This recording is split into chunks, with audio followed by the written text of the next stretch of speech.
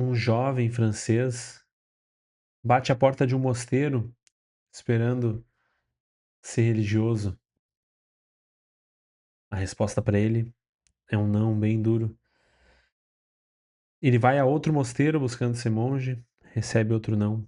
Vai a um terceiro monastério, a resposta é a mesma.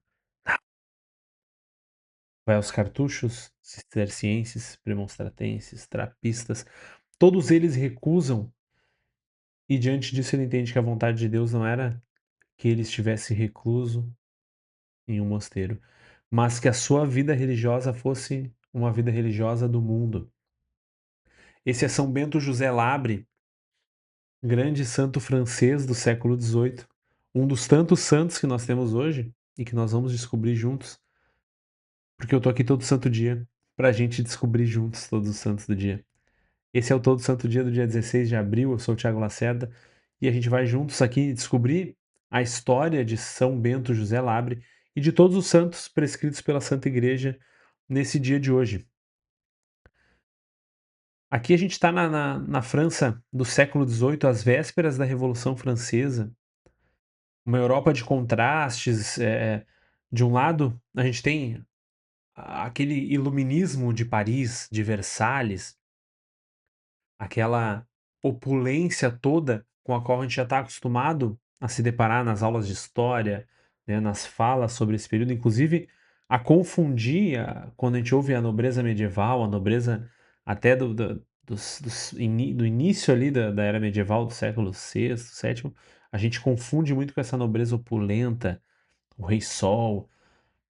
Do outro lado, o catolicismo popular das aldeias, os paroquianos de aldeia. Conhece o projeto? Aqui na descrição. Das romarias. São Bento José Labre nasce exatamente nesse mundo, numa família simples, profundamente católica no norte da França, e a vocação dele vai desafiar, de algum modo, todas as categorias que a igreja tinha. Isso acontece de tempos em tempos, a gente está cansado de ouvir aqui, né, que de tempos em tempos o que existe na vida religiosa, as ordens, as congregações, elas não satisfazem os anseios, o que Deus suscita no coração dos seus santos. E aí então a vida religiosa se modifica com base nesses movimentos, não necessariamente em um ou outro santo específico, mas de todo um movimento que Deus vai suscitando. São Bento José Labre nasceu no dia 26 de março de 1748, em Ametz, perto do Arras, no norte da França. Era o mais velho de 15 filhos de uma família de agricultores. Ele aprendeu latim com um tio paterno, que era pároco, um pároco de aldeia, e desde muito cedo ele sentiu uma atração fortíssima pela vida religiosa. Aos 16 anos, tentou entrar para os trapistas. Os pais disseram que ele era jovem demais, que deveria esperar. Aos 18, ele foi ao convento trapista de Santa Aldegunda. Os monges não aceitaram. Tentou cistercienses de montanha na Normandia, né? Andou 60 léguas a pé em pleno inverno para chegar lá. Foi recusado, tentou os cartuchos, nada. Todas as portas se fecharam para ele. E aí é importante a gente entender também qual é o contexto das ordens religiosas nesse momento, as influências liberais que vão adentrando, a própria decadência, de algum modo, que vinha desse movimento liberal que ia nascendo e que ia culminar na Revolução Francesa. Aqui então a história fica impressionante, porque em vez de desistir da busca de Deus, ele poderia simplesmente ser mais um daqueles tantos que comentam: eu fui católico e eu conheci um padre que era muito ruim, eu fui católico e o coordenador do meu grupo era um pilantra e aí eu desisti de Deus. Ele entendeu que Deus estava lhe pedindo uma coisa diferente, ele entendeu que ele era um daqueles santos que, de algum modo, estão fora do seu tempo, que Deus suscita sonhos que ainda não podem ser realizados, talvez. Aos 22 anos, ele toma uma grande decisão da sua vida. Ele seria peregrino e mendigo pelo Senhor. Vejam se não dá para a gente entender isso quase como uma espécie de vida eremítica da Idade Moderna. Sem mosteiro, sem cela, sem comunidade. Apenas ele, o Novo Testamento, um breviário, um rosário e a estrada. partir de 1770, São Bento José Labres percorreu a pé os grandes santuários da Europa em peregrinação: Loreto, Assis, Nápoles, Bari, Einsiedeln na Suíça, Paray-le-Monial na França, Santiago de Compostela na Espanha, com uma roupa esfarrapada, comia o pão que recebia, como um mendigo de fato, ou as ervas, frutas que encontrava pelo caminho, não pedia esmola, recebia apenas o que lhe ofereciam e dava o que sobrava aos demais pobres. Nos últimos anos de vida, ele se fixou em Roma, dormia nas ruínas do Coliseu, de dia percorria as igrejas da cidade de oração. Os romanos já conheciam ele muito bem. Ele era conhecido como o Santo das 40 Horas, porque passava horas em adoração eucarística, frequentemente em êxtase. Já um santo moderno, lembrem disso, um santo moderno. Está muito próximo do nosso tempo. Era uma figura bem familiar pelas ruas de Roma, magro, barbudo, esfarrapado, mas com uma santidade que exalava, como São José Maria Escrivá viria a dizer 2 séculos depois, exalava o bom odor de Cristo. Então, na quarta-feira santa de 1783, no dia 16 de abril, depois de participar da Santa Missa na igreja de Nossa Senhora dos Montes, São Bento José desmaiou na rua. Um açougueiro do bairro, Zacarelli, o nome, o ajudou, o levou para casa e, cercado por aquela família simples do açougueiro, ele morreu aos 35 anos. Só que o que aconteceu em seguida talvez mais chocante do que a própria decisão dele. A notícia correu por Roma de modo surreal. As crianças saíram pelas ruas gritando: morreu o santo, morreu o santo. O funeral foi uma comoção em Roma. Imaginem uma Roma acostumada a funerais de papas nos últimos 1700 anos. Se comoveu pela morte de um mendigo. A cidade inteira, os cardeais, os nobres, o povo, toda a cidade foi se despedir desse mendigo, desse morador de rua que dormia no Coliseu e visitava as igrejas. Antes do ano terminar, lembre, a gente está em abril, portanto, em questão de 8 meses, já se falava de diversos milagres operados por São Bento José Labre, inclusive fora dali, milagres em Londres, milagres na França. O elogio nos diz exatamente assim: em Roma, São Bento José Labre, que aspirando desde a adolescência a uma vida de áspera penitência, fez árduas peregrinações a célebres santuários, coberto com uma veste rude e esfarrapada, alimentando-se apenas com o alimento que recebia em esmola e dando exemplo de piedade e penitência por toda a parte onde passava, regressou finalmente a Roma, onde se consagrou a uma vida de oração e suprema pobreza. É um elogio longo e muito bonito. Lembrem que o martiriológio ele tende a ser sucinto e ele vai desfiar seda de fato para os grandes santos. Ele não fundou nada, ele não escreveu nada, ele não governou nada. Ele foi um morador de rua. A santidade dele foi simplesmente existir em pobreza radical e oração constante e estar ali, ser visto fazendo o que deveria fazer. Ele foi canonizado pelo Papa Leão XIII em 1881 e é considerado padroeiro dos sem-teto e dos peregrinos.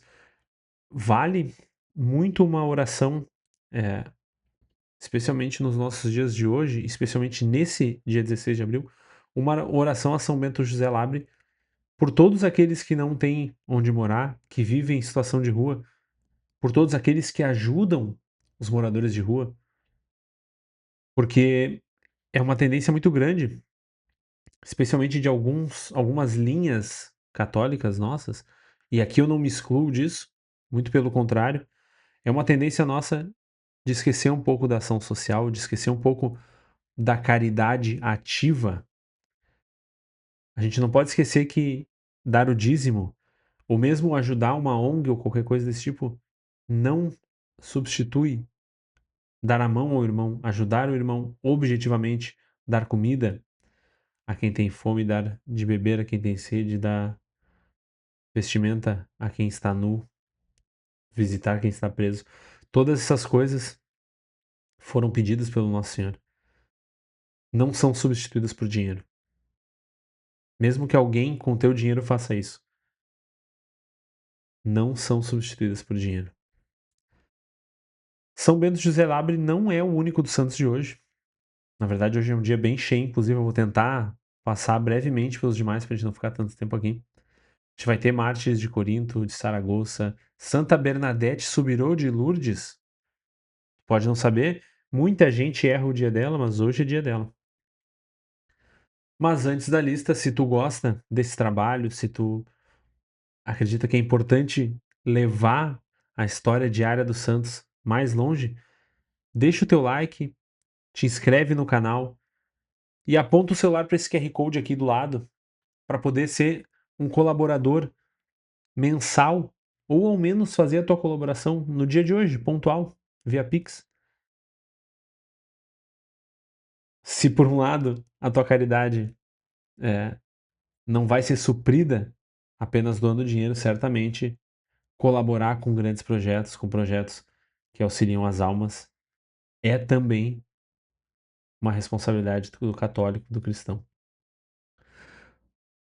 No nosso primeiro elogio, nós temos os santos Leônidas e seus 7 companheiros Carissa, Galina, Teodora, Anice, Nunécia, Cálice e Basílica.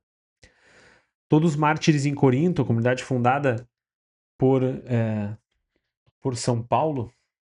Vou mostrar para vocês no mapa aqui onde fica Corinto.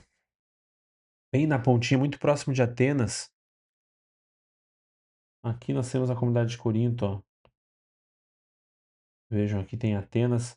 Aqui é o Mar Egeu. Então, entre a Turquia e Roma, a Turquia e a Grécia.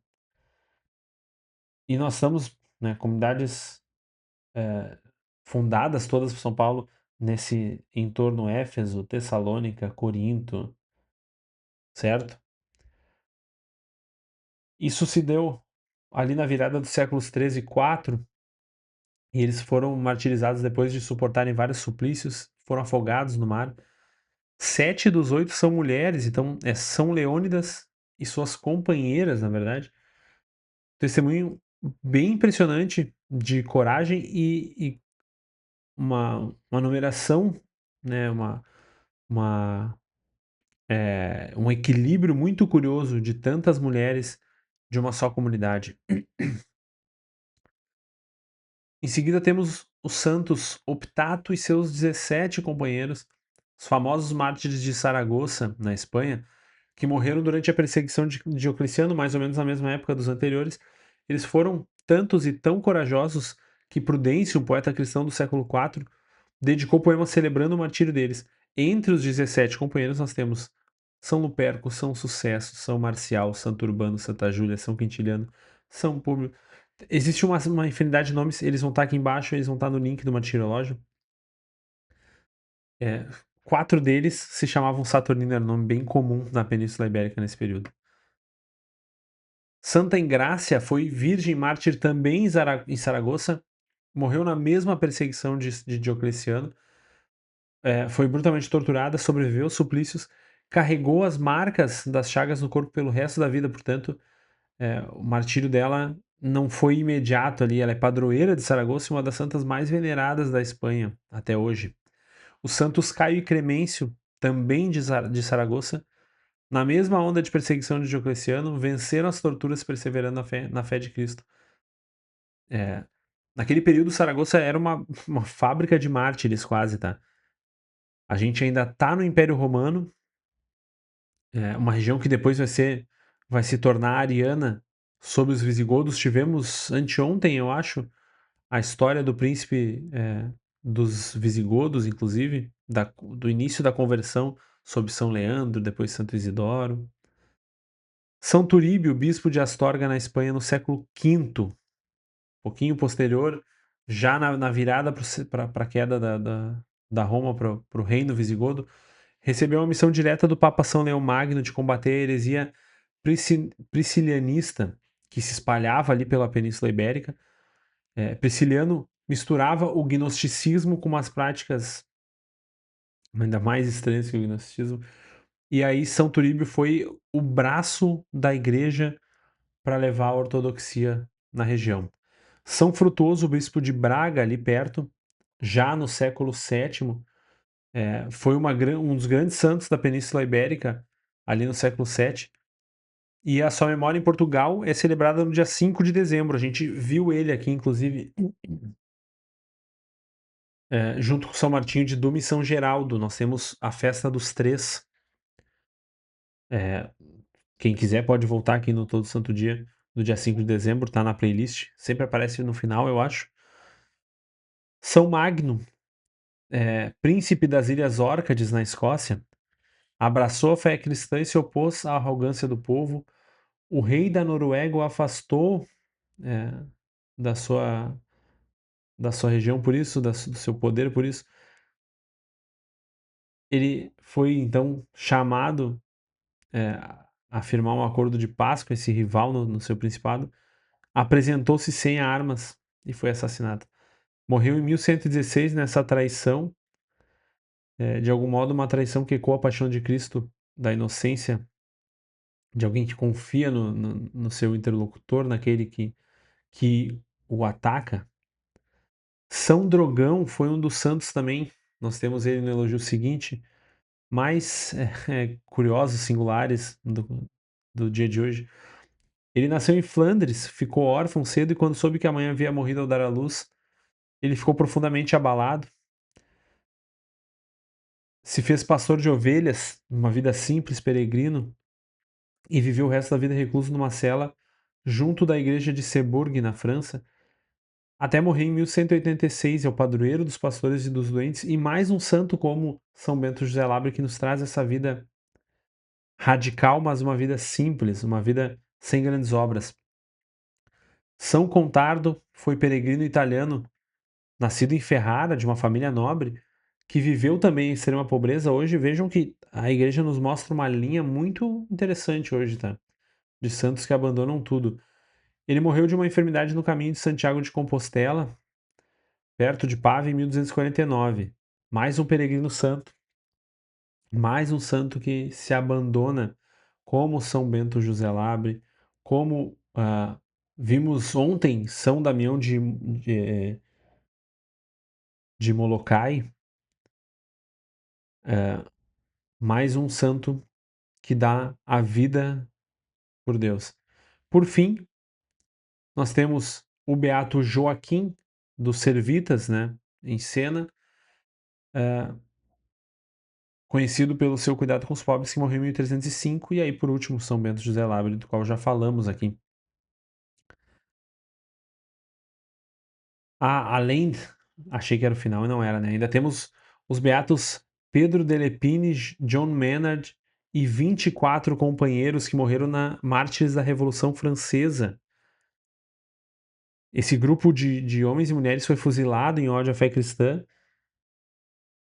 E entre as companheiras são algumas viúvas, como Renata Bourgeot e Joana Gourdon, esposas, como Madalena Cade, Maria Piu, solteiras, gente do povo, gente católica. Não, aqui a gente não está falando de religiosos, tá?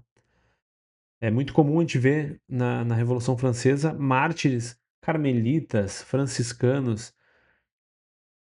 Aqui a gente está falando de leigos, fiéis leigos. Por fim, então, Santa Maria Bernarda Subirô, Santa Bernadette. Eu preciso falar dela um pouco mais de tempo. A gente tem aqui um vídeo no Instagram, acho que no YouTube ele não tá, só sobre Santa Bernadette. Ela nasceu em 1844 em Lourdes, no sul da França, numa família tão pobre que vivia num antigo calabouço.